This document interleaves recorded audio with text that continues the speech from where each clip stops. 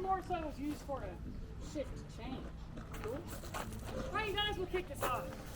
On behalf of the Tombstone Consolidated Mine, Rick and Pat Jones from Birmingham, Alabama, the owners, Alabama in the house. Represent. There you go. All right, y'all. So, the owners, we welcome you to Good Enough Silver Mine Tour.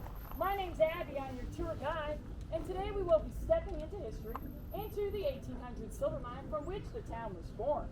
Who here has heard of Ed Schieffelin? Well, silver stars around the house. So if you have not, you're in the right place. He is an unsung hero. Ed Schieffelin was the prospector that founded our town. Now, he came from Pennsylvania, his whole family did. His father was an original 49er. In 1849, there was a gold rush in California. People got sick of it, gold fever, meaning they left everything at home and moved out west with hopes of striking the rich. Not knowing how Ed's father made out financially, what I do know is the experience set into fate that Ed would prospect himself. So at the age of 17, he got to it. Starting off in the Midwestern states, he found nothing of real interest, so he headed back to California. It's at this time he ran into some Army Indian scouts. Now these guys were on their way to a new place called Camp Huachuca. If we look in the distance, those are the Huachuca Mountains. They're about 23 miles away. On this side is a still very active military base, Fort Huachuca, and on the other side is Mexico. So the reason the military was heading out that way is because where we're standing was ground zero for the Apache Wars. The Gadsden Purchase had just taken place, with Mexico selling the territories of Arizona and New Mexico to the U.S. government. But there's 27 Chiricahua Apache tribes right here. This was their home. They're going to fight for it. Nonetheless, a hostile territory. So Ed wanted to prospect out this way and thought going with it made sense. Safety in numbers. But it did not take too long to realize that this partnership was not going to last. Military don't stop for nothing. And these guys were on horseback looking for Indians. And Ed was stopping a lot, prospecting, looking at the ground, looking at stones. Hey, that's a pretty stone. Hey, that's a pretty stone. The military said, hey, Ed, remember, hostile territory. The only stone you're going to find is your... Well, close. Tombstone. There you go. There you guys go. All right, guys. So that was the name of his first claim, and then later the town. So when they parted ways, Ed was out here by himself for 8 months. And we all know that the Apaches were fierce warriors. You would not want to run into them. So it's said that Ed did not even like a match of night. But yet he was brave, determined, and committed to finding something of value, to which he did. Ed was prospecting 3 miles out of town, ran into something that looked good, but he needed a second opinion. So he took the sample with him and headed up north to find his older brother, Albert, who was in Signal, Arizona, doing similar work. Now, when he got all the way up there, what do older brothers do? They tease us. Albert took this rock from Ed and said, hey, fellas, check it out. My baby brother walked all the way up here for nothing but low-grade ore. Let's lay into him. So in the commotion of teasing poor Ed, it piqued the interest of a man walking by the name of Richard. He was a smart man from Michigan. He was a metallurgist and a mining engineer. We're from Michigan. Woo! Michigan in the house. He was a mining engineer and a metallurgist. He knew what he was talking about. Michigan makes smart people. So anyways, Richard asked Ed to take a peek at this rock and told everybody else to hush, to be quiet. It was not low-grade ore. It was, in fact, high-grade silver, bling, bling. They took it to an assay office. They're the people that use chemicals and scales to break down a rock, tell you what it is and what it's valued at per ton. So the first test came back, $40 per ton. That's decent, that's average. The second test came back, $2,000 per ton. Now that's high. High enough Richard Gurge for his job. Albert quit making fun of Ed. It was now his favorite baby brother. And the three of them formed a partnership and headed out this way to start mining. What does that look like? Well, first you get through the dirt. Then you grab your tools, a 4-pound sledge and a drill steel. These are 140-year-old artifacts we found in our mine. We will not use them in today's demonstration, but you can see it's beveled to a sharp point. Now come the first weekend of April, we do Ed Schieffelin Days, donkey dashes, drill tournaments, fun for the whole family. This is the drill rock we use, and the drill steel for the tournament. That's why it's doled down. But essentially, take your drill steel, grab your sledge, and you hit it as hard as you can. Boom! Now in between each hit, you're twisting a quarter of a turn, developing a rhythm until your hand hits the rock. And then you move it over 2 inches. And that's an effective way to get even through hard rock like granite. Takes a bit, but you get there. Now the first claim turned into a mine that only got 6 feet deep. That ain't that deep for a mine, is it? Well, they ran out of ore. That's material. And Richard and Albert ran out of aspirations. That's hope. But not Ed. He was an optimist. He said he'd find more silver, and he did. I'll show you. Follow me. Right this way.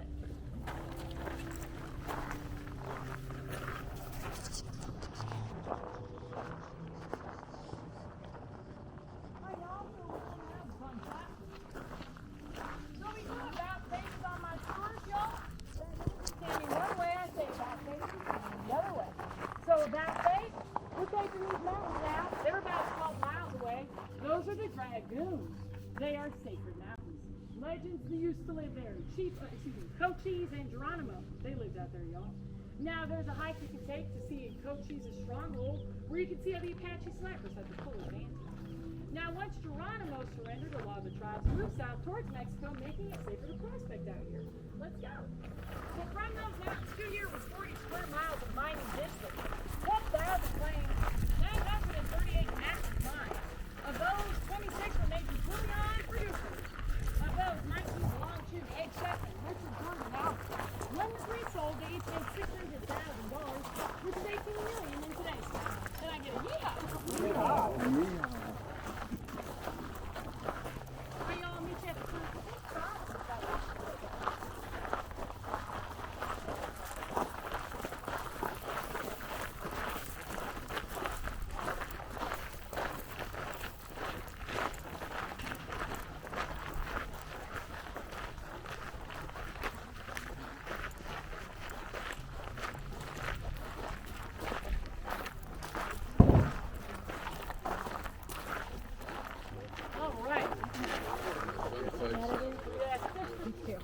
Say hello to the steam-powered mule.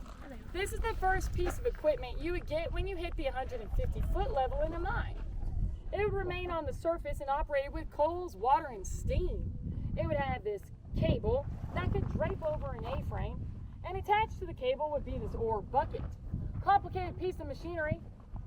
Let her down, bring it back up. Now I'm being silly. This was very easy to use, but it could go down as far as 450 feet into our mine, and it could do, well, it did do a lot of that heavy lifting for a mucker. What's a mucker? Any given day we're in operation, we had 2 10-hour shifts with 50 different men. 20 drillers, tat, tat, tat, 20 muckers, heave, ho. They're the fellers that had to schlep out all the material in and out on the mine. 100 pounds of ore on their backs, y'all.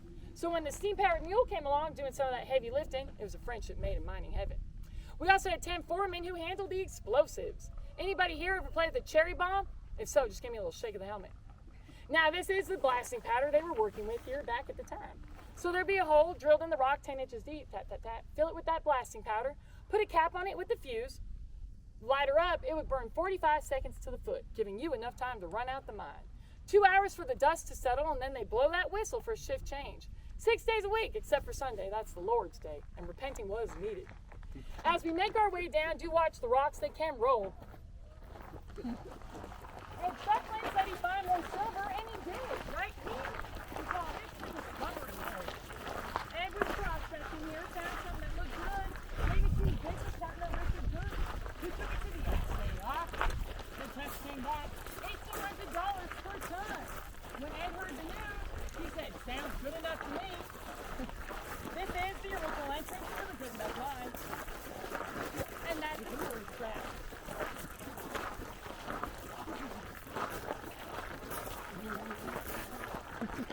Watch out for the Eds, y'all. So the brothers, Ed and Albert, had a good sense of humor. They named all their claims after a personal joke or experience. But you get me? Sounds good enough to me, right? All right, guys. So, about face, we're looking at these hills now. These are the Tombstone Hills. There are some mines in these hills. Before you leave our property, there's a large metal plaque out front. Take a peek at it. It will show you some of the mines out there. In fact, they're made throughout town. Take a peek at all of them. They're pretty legit. Now, another thing we do on my tours is we wear imagination caps from time to time. Here's our first one. So as we are looking out here in those hills with our imagination caps on, we're picturing the brothers, Ed and Albert, prospecting. Ed hops off his mule, and Albert looks at him and says, Ed, you lucky cuss, you just landed on more float. A float is a vein of high-grade silver, and the lucky cuss mine is in those hills. Follow me. Now, Albert also said to Ed, baby brother, if we find another one, it will be a tough nut to crack. We're on Tough Nut Street.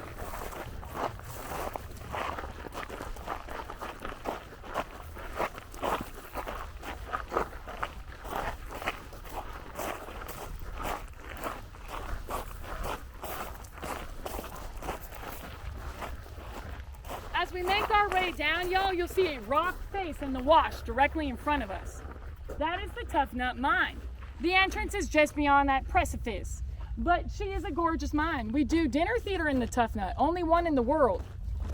There was one in Slovakia, it's since shut down. We also do adventure tours in the Tough Nut where you get belayed down. If either of those interests you, talk to our ticket booth personnel. Anybody ever read or watch Lord of the Rings? The Tough Nut is like the underground dwarven kingdom of Moria. Don't believe me? Buy a ticket. Ha-cha. All right, guys. So, yeah, talk to our ticket booth personnel or go online to check out Tough Nut. But for now, welcome to Good Enough, and do watch your step as we enter.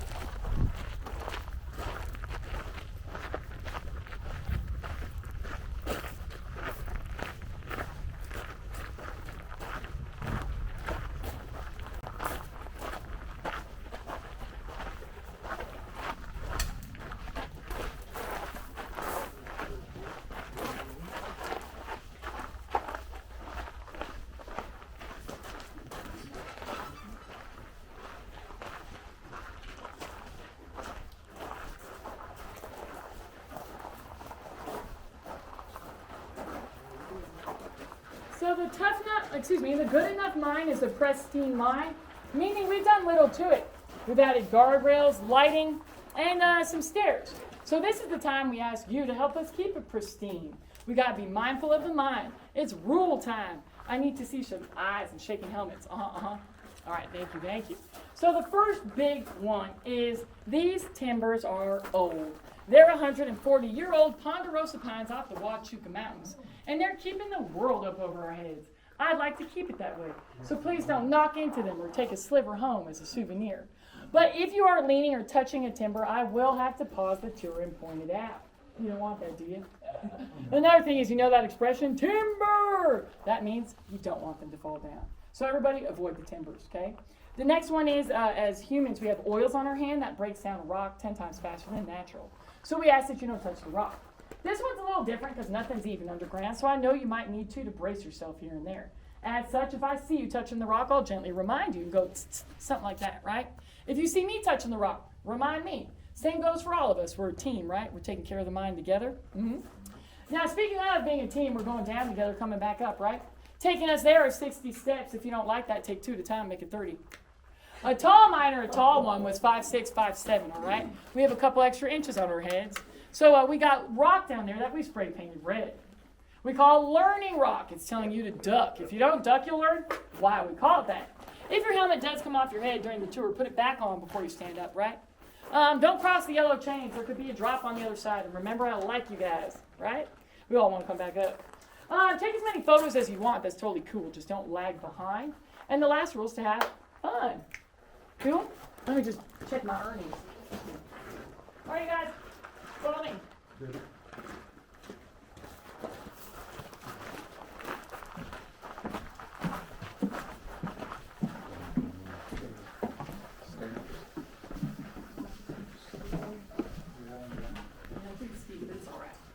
Alright guys, the staircase was not here. This was the original entrance, but the staircase was not here back in the day. But if you look to either side of it, this is how the muckers were exiting and entering, you guys. So this rock face is how they were crawling in and out of the mine. Burlap sack of ore, 100 pounds on their backs. Their shoes were crummy, flat, held together with nails, no traction. They did not wear hard hats like you and I. They wore big floppy black felt hats. Pretty cool, huh? Right, learning rock. Learning rock, everybody.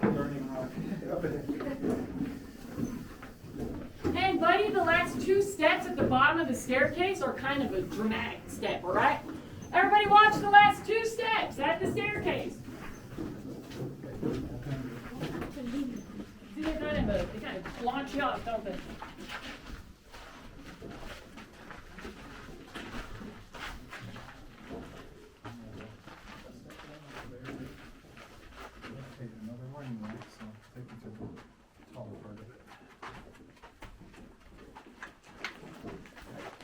All right.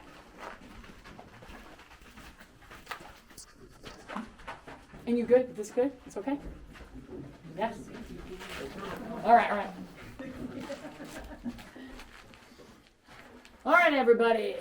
So now that we're in the mine, we'll start using vocabulary that a miner would use. We're standing in a stope. So a room is a stope. The walls are called ribs, and the ceiling is called a back. A drift is a hallway that connects 2 mines together. In modern day mines, they might use large fans to try to blow cooler airs to the lower level, But in our mind, these drifts act as air shafts. So essentially, she breathes. It's 68 degrees year-round and not good enough. It feels great in the summer. Now, there's a notorious drift, a legendary one. As we make our way down, I'll point it out, and then I'll tell you the story. So follow me. We're walking, walking, walking. To your left, there's the legendary drift. There's an orange arrow in it.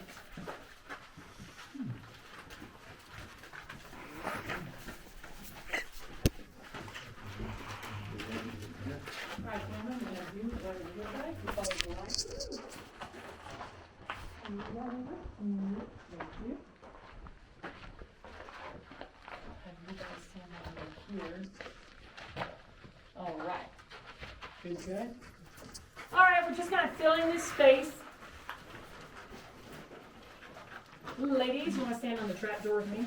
Just can't move your braids on. And are we all? Let's see, where's my caboose? It's a good matter of detection. All right, guys, so that drift in the 70s, the 1970s, I like to preface that, there was a group of unruly juvenile delinquents. Now, they realized if you crawled through that drift long enough, you could pop up smack dab in the center of the Crystal Palace's liquor room. So 2 things I want to say about that. A, they ruined the fun for us. And B, does that not boggle your mind now that you're up there eating, shopping, drinking? You are walking over 520 miles of mining tunnels. The whole dang town is a silver mine. Isn't that wild? Right? So Learning Rock speed hump, let's go.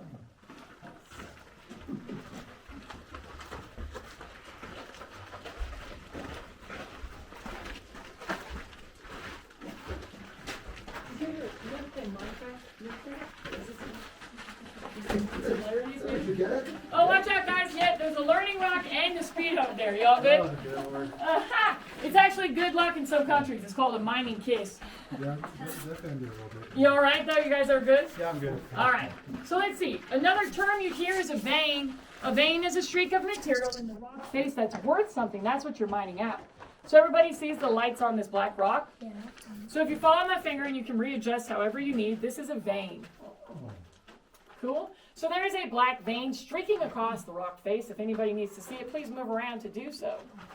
Now, would anybody like to guess what this black rock is? Is that silver? Hi-ho, the Dario, he's right. That's your silver. Now, I'll tell you how it turns into that shiny, bright white metal we know as silver today. And I'll show you some high-grade silver. It sparkles. But for now, the black right here, you guys, is silver chloride. And the yellow and orange is manganese oxide. So this is what 90% of the world's silver mines are mining out. It's your low-grade silver. But if you think about it, it oxidizes, right? You, if you ever have silverware or jewelry, it's real silver. You have to polish it, right? Tarnishes. And y'all saw the drip back there? Fellers in the back? Yeah? I mean, excuse me, the vein. Cool. All right, guys, we do about faces in the tour as well, safely. Now, these are this right here, guys. I'll break through right here. This is called cribbing or bobbing. So these rocks all stacked up, you guys, are a technique that was brought over here by our many English and Irish miners. So it's essentially taking rocks and stacking them up intricately till they interlock to create a strong column or wall. Now, it's an effective way to get the scrap rock out of your path, right? And it wasn't an effort to support the back of the mine, the ceiling. But as we look over here, you guys, there's a lot of unfinished business, a lot of unfinished walls throughout our tour. That's because they realized rather quickly this is a hard rock mine, and little support is needed. So much so in 1870 there was an earthquake, 7.2 on the Richter scale, rumble, rumble. A couple buildings were leveled over our heads. The miners down below had little to no idea. They thought perchance somebody was blasting in a nearby mine. We've also been rated as a bomb shelter. I like you guys call me, I'll save you a stoke. Now in this next room, valley. As we're walking, you can look to the left and you'll see already that the rock of the valley looks different.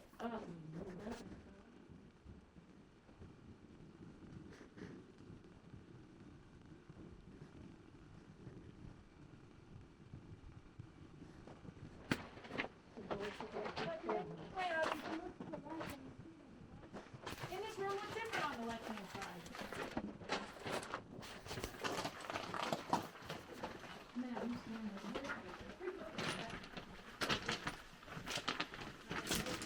What's that like? Yeah.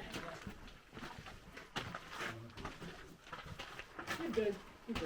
Then that's good. Like a single file line, that's good. All right, how's everybody doing? Good? Yeah. All right. So we call this room the valley We are currently standing under a geological formation called a fissure. A fissure is a crack in the ground due to immense pressure that water continually gets through. Now, sometimes if you put it on your imagination cap, a fissure can remind me of a ripe plum, where the skin gets tight and the flesh kind of pops out. So that's a good visual aid for looking over here. Now, my flashlight's on this part of our tour. Now, the rock on this side looks different, you guys. Different colors, different textures. It's sedimentary rock in strata layers. We had a geologist come down here, and, well, they sampled this rock. And what they found in it was microscopic fossils that rate this part of our mine to a 100-million-year-old seabed like that of the Grand Canyon. Now, Arizona was open for billions of years. If anybody drove up here from the bend on the highway, you saw some bluffs. Those are underwater fields. It's called Curtis Flats. It's like an archaeological hotspot. Interesting, though, huh? And you can see sort of a very clear, sedimentary strata layer of gray right there. You guys see it? It's pretty clear. All right. So the foreman down here knew that they were working under a fissure and precautions were needed. We all know what a seismograph is. Measures the earthquake. Here's an 1800 silver mine seismograph. Boom. The foreman shoved fissures the foreman shoved boards into the fissure. So if they fell out, good night Irene, right? But if they moved at all, it would not be safe to work. So I'm happy to report on my early morning mine inspections, I too see no movement. And if we heard any rumblings, I know where all the exits are, and I take tips. Now we're going to come down from this, and we're looking at the tealish coloration on this rock down here. Anybody want to guess what this is? Ooh, very good. Hey, young man. You raise your hand. Were you going to say what, baby? Lapis. Lapis. So he said lapis. So let's put on our imagination cap, This is Turquoise's bratty little sister, Chrysocolla. Turquoise is popular. She's invited to the parties. Chrysocolla is not. I'll tell you why. There's a mineral hardness scale called, the Mohs test, and it measures minerals for how hard they are. So a diamond is a 10, right? Turquoise is a 6.5, so you can successfully make jewelry with her. She won't crumble. Her little sister, Chrysocolla, is a 4 on this list, so she's flaky. Bad prom date. In the 70s, they used to mix her up with resin to try to trick you to sell you knockoff turquoise. But I have a way you'll never get tricked again. You can lick it. Now, turquoise is phosphorus based, so it's smooth to the tongue. Chrysocolla is silica based, so it'll take the moisture right out your mouth, leaving it tacky. But don't you be tacky licking jewelry up top. I vouch for everybody in Tombstone has reputable dealers. Now, in the next room, I'm going to turn off the lights, so brace yourself psychologically. Just kidding. They're off for a brief moment. There's a bench we'll try to squeeze everybody on as far as we can, and then we'll make do from there. I'll lead the way, and watch out for the rain. No, it's the let's go on. Just take us to the bench first. So we're not moving. Would you like to have a seat, sir? All right,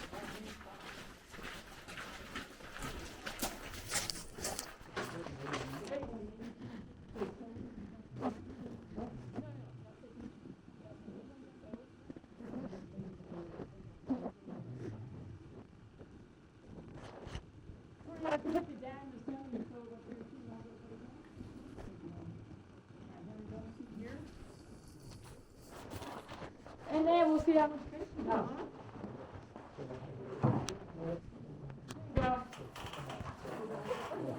All right, cool. Now, I want you guys to see the fireworks show, so we all kind of have to squeeze in here. Don't worry, I'm not going to light anything on fire. But as long as you're, so I'm going to, I'll stand like this, and everybody get past me. Okay, we're good? All right. So, I hate to do this to you guys because I know you're on vacation, but I have a math problem for you. You're given a candle for your shift. This candle would burn for only 6 hours. What's the problem? You should just 10. Bingo, bango. You all are on the right page. So, yeah, your shifts are 10 hours, so you'd be in the pitch dark for 4. Which, some people ask me, well, Abby, why only one candle?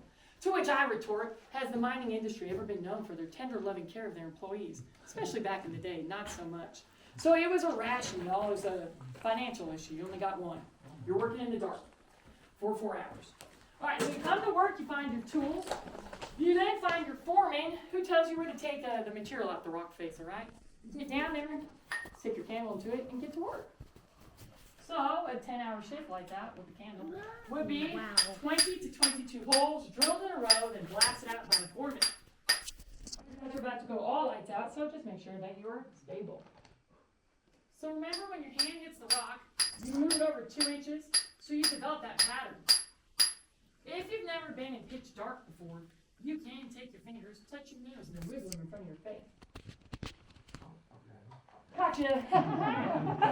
That's a good technique to see how dark it is, all right? You can't see the outline of your fingers, all right? So guys, we start looking over here, I'll get my flashlight.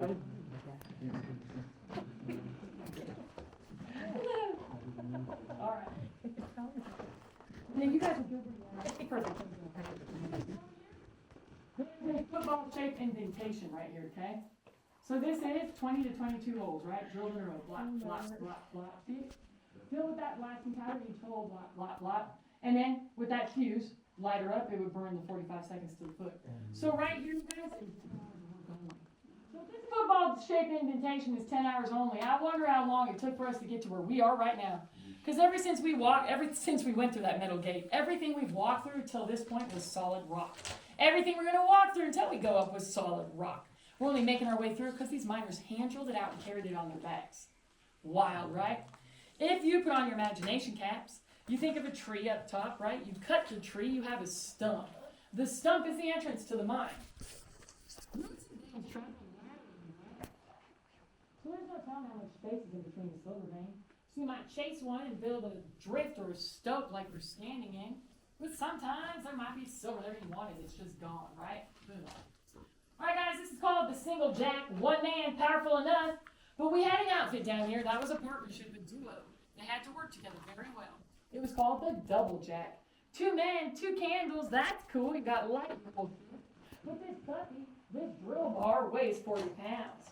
And one man on the double jack would hold it over his head, while his partner was behind him, whacking it as hard as he could with an 8-pound sledge.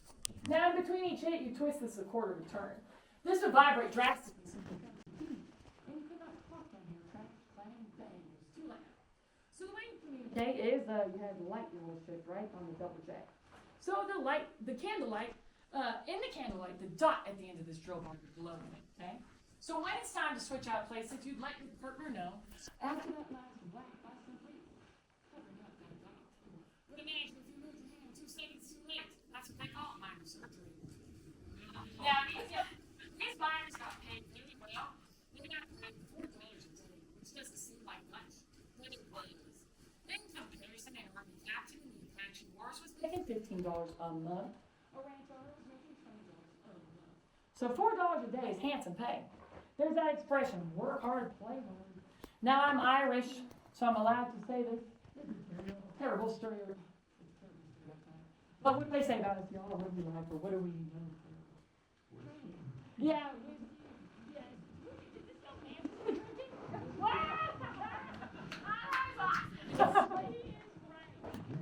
You are tuned to something. So you guys, Irish are good at so many things. But for this segment, we're taking it on the chin.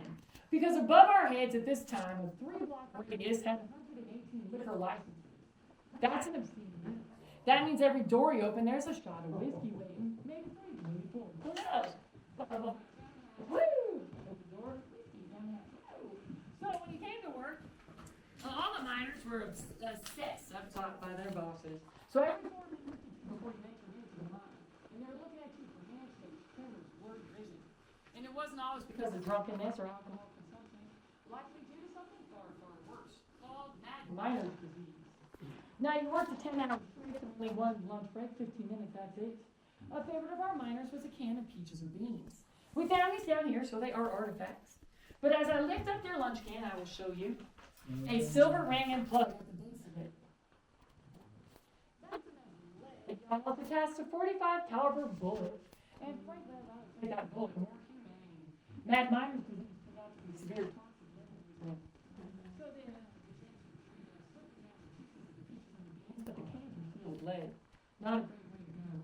And this horse is supposed to be, I'll tell you about. Now you might start mining at 16 years, expectancy would be 30 to 35 years of age. Now, no disrespect to these men at all. I'm going to light the lights on the game. But I'll have a black light this time, and at some point you're going to look up. So, right down to this black light to geek out, nerd out on what you call luminescent mirrors. So So above our heads, we're going to be looking at some light blues. That's calcite. Everybody ready? Oh, cool. So light blues are calcite. And then anytime we come along neon, that's fluorite. There's a batch. Okay? So the way I've learned this, there's fish at the bottom of the ocean that glow on their own. The technique is called bioluminescence. So they're fossil materials. What's it? Pretty cool, huh? So while we're down here geeking out on those luminescent minerals, we found something even cooler with our black light. We won't be looking up again, guys, so you can relax. Now, the candles that we use are similar to the ones that the miners use. Chemical-based, animal fat. So it also responds to the UV rays. But as I move up, these are not from us, and neither are these. These are the candle wax drippings of those men working in our mine 140 years ago. Is that not wild? And then right behind you, sir, I don't want to blind you, but there's a little batch there. Guys see it? Yeah. Cool, huh? I mean, staggering.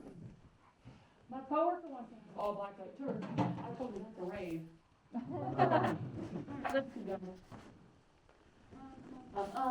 So you just come to work, you find a little area, and basically you perch there for 10 hours. So that's how come you can see some of these isolated batches of the candle wax. But pretty significant, huh? All right, so we're going to build momentum. Got you to climb the hill. And then if you're tall, jump this whole corridor, right? In the next room, we're going to take turns leaning over a guardrail, looking at a hole, bam, bam, and then make space for the next person, kind of in a circular fashion. We'll see how this goes. Let's try it.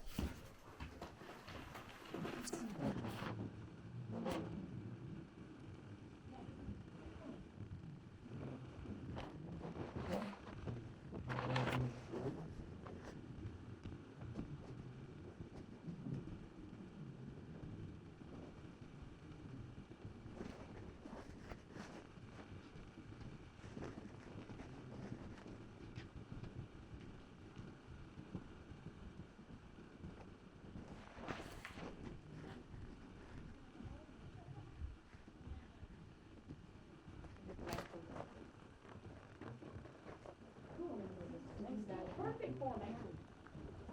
So we're leaning over guardrail, looking at the hole, and then we'll wait to hear about it till we get some more people in here, all right?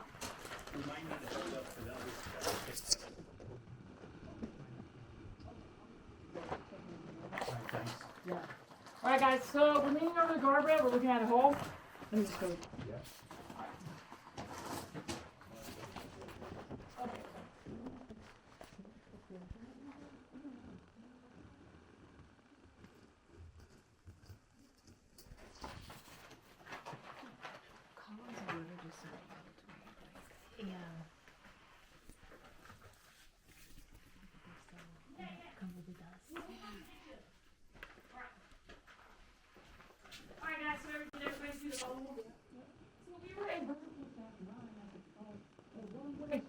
One material goes up, it's called a rise. One material goes down, it's called a wind.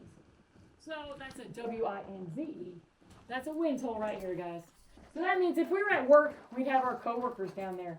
We'd be dropping them down rocks carefully. They'd be collecting them, putting them into an ore cart, pushing it over to the ore bucket where that steam-powered mule would take it on up. This is one of the holes that gets as far as 450 feet into our mine. If we're at work, we'd be on the third level of our mine, meaning there'd be 1, 2, 3, 4, 5, 6, 7 layers beneath us. The last 2 hit the water table, so they're untrackable. But that's wild, ain't it? We're in the deepest part of our tour. We are 110 feet underground, and we're directly under that Rose Bush Museum. There's people above our heads going, hey, Bill Hayes, too, want a croissant? Okay, so you leave our property, you take a left on the Tough Nut. You take like a block and a half up that way. So it's a little disorienting. That's where the rose bush is, huh? We call this room the chapel. We think in the candlelight these timbers resembled religious features. But I've also heard there's a room called the chapel in every mine you can. Likely for religious affiliation. Now, moving on, this next thing. Alright guys, so we're going to walk through this little corridor before we do. So as we walk through here, I'm going to give you the 3 things to look at until we see each other again. So as we're walking through this corridor, to your left, to the left, behind the hills, is a gypsum geolith. So you're walking, you look at the gypsum geo, then you keep walking, you'll see a box crystal on the ground to your right.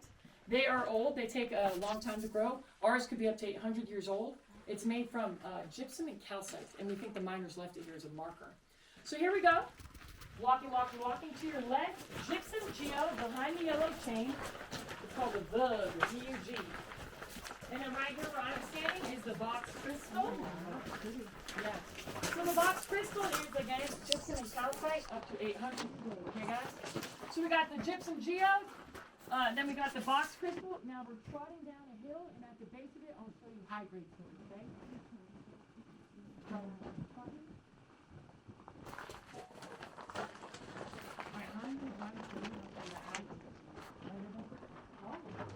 the high grade silver is right here where my flashlight is black with sparkle. Yeah, or actually that's supposed to be Chris color. Alright guys, so I'm gonna have you Alright, so here's where the high grade silver is, where my flashlight is, everybody. See it, babe? So it's black, it sparkles, interesting, huh? Some people say it looks like a black mold, but I don't find that romantic. I say dark starry night. I would hear that. Yeah, right? True. So here's the high grade silver, it's still black. Thank you.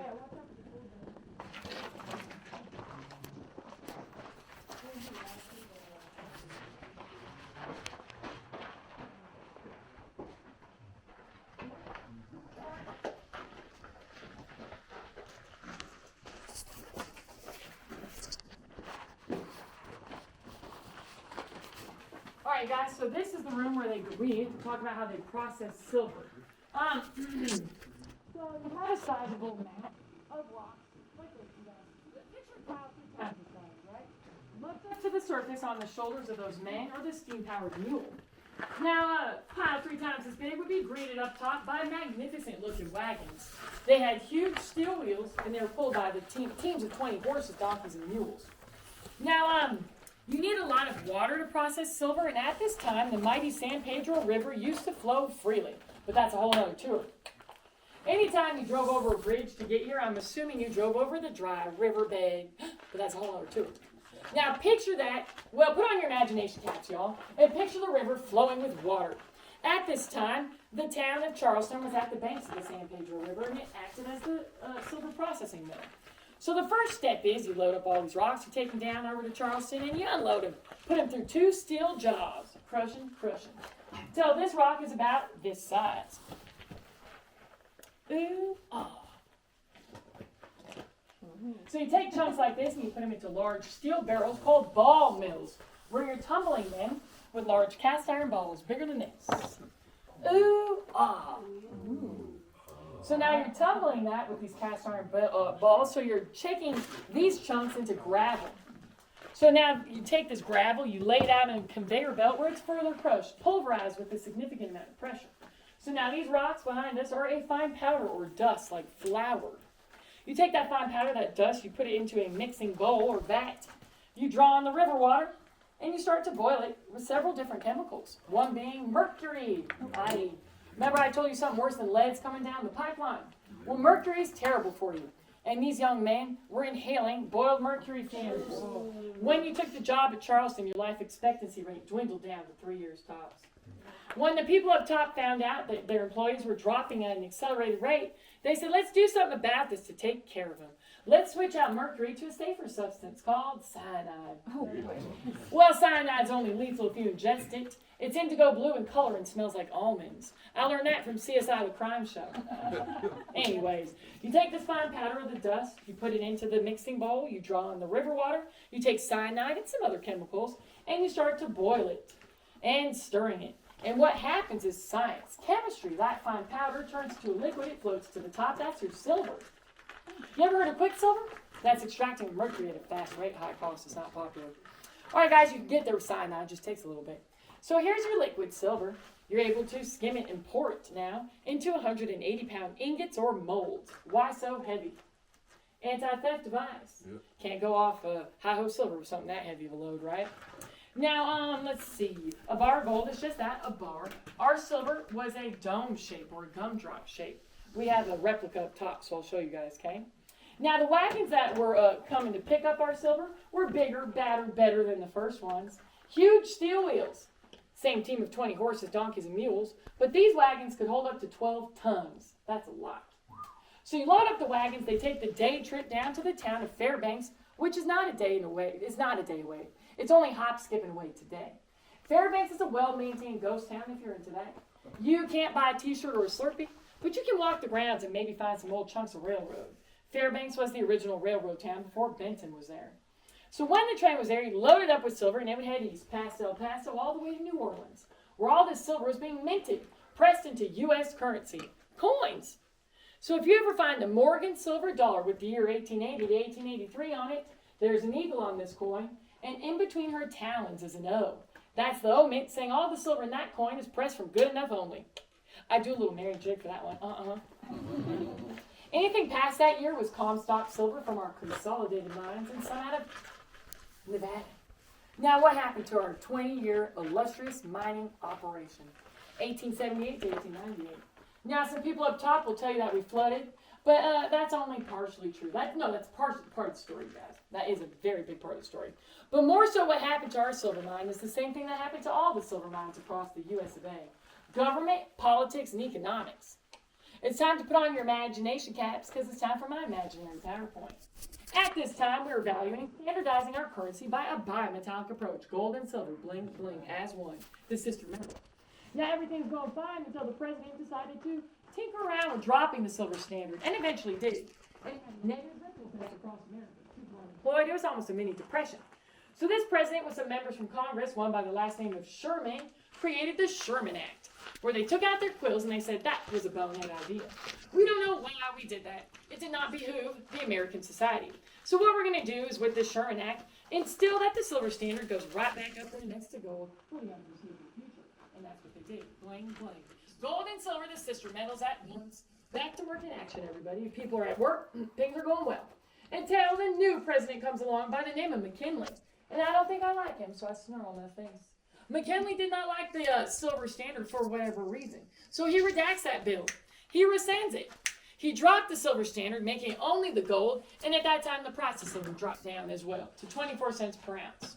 And well, at that time, all the silver mines, camps, towns across the U.S. of A. went the way of the ghosts. But Tombstone had a shootout, so they made a movie about it.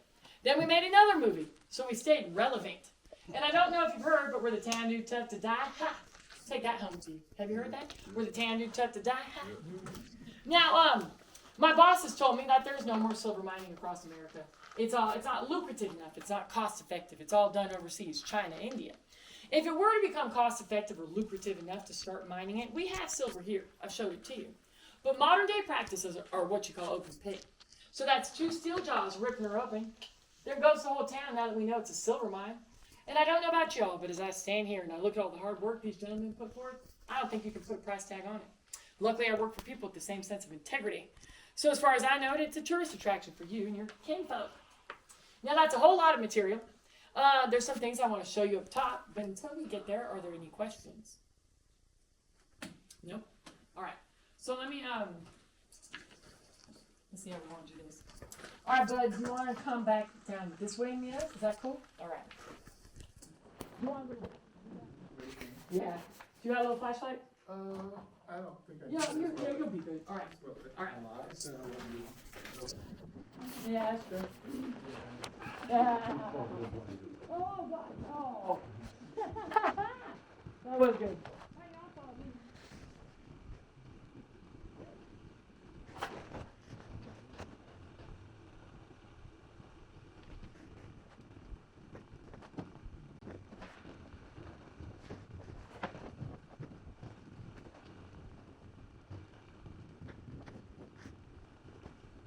Well, you guys, Ed Schieffelin, when he made all this money, was a millionaire. He was a celebrity. He was in the newspapers, you know, so he did like a big city tour. New York, Chicago. They wined and dined him. And guess what? He hated it. Ed Schieffelin was an introvert, a man of the elements. So when he passed away, he was still a millionaire. And Schieffelin in his will donated a large sum of money to the University of Arizona's Mineral and Mining Department in Tucson, their fourth in the world. He also asked that he be buried at his original claim. So 3 miles out of town, y'all. My car can do it, by golly, so can yours. It's a bumpy road, but you'll see a large monument in the distance. Laid to rest underneath this is Ed Schieffelin himself. It's in the shape of a pyramid because when you're a prospector, you find claim and stack rocks up like that, right? Stick a note in it, haul butt to town saying that's yours. So go out there and give Ed Schieffelin knuckles. And when you do, you'll see if he gave up like his business partners did, we would not be here.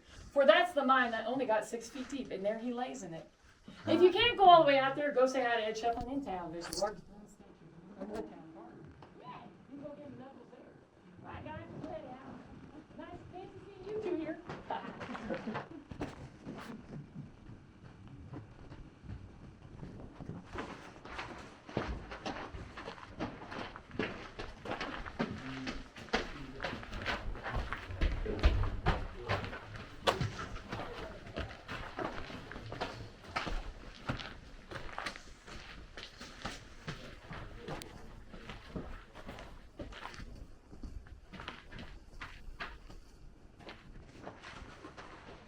The trick to the staircase going up is don't look till you're at the top.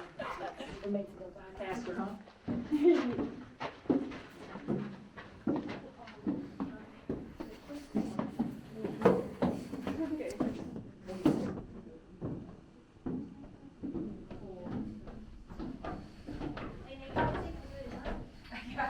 Oh, I've never actually even tried that.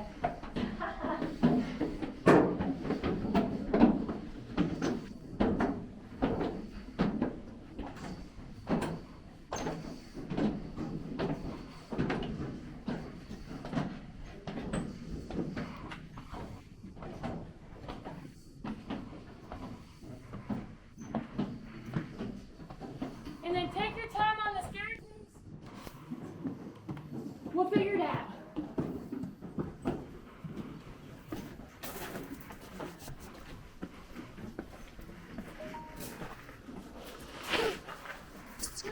Silver dome. Like a gumdrop shape, right? Anyway. Right guys, when we come up, you'll see the silver dome on the ground. The replica. Everybody okay? All right. Oh no, you guys are doing fantastic. All right, so there's somebody that made more money than anybody. They made $5 a day.